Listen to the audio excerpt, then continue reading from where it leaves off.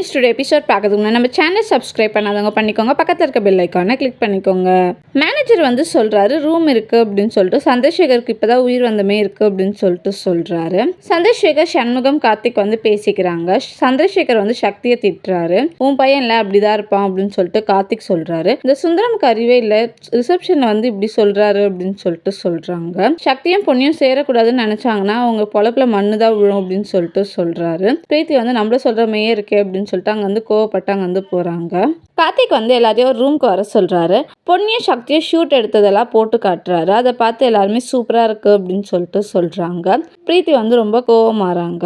பொன்னி வந்து சக்தியும் பொன்னியும் எடுத்த ஃபோட்டோவை பார்த்துட்டு இருக்காங்க. அந்த பிளேஸ்க்கு சக்தி வராரு. பொன்னின்னு சொல்லி கூப்பிடுறாரு. பொன்னி வந்து அப்படியே மெய் மறந்து அந்த ஃபோட்டோவை பார்த்துட்டு இருப்பாங்க. அப்படி என்ன பார்க்குற அப்படின்னு சொல்லிட்டு ஃபோனை பிடுங்கி பார்க்குறாங்க. பார்த்தா அவங்க 2 பேரும் இருக்கிற ஃபோட்டோஸ். பொன்னி அங்கேருந்து எழுந்து போக ட்ரை பண்ணுறாங்க. சக்தி வந்து பொன்னியோட கையை பிடிக்கிறாரு. தேங்க்யூ.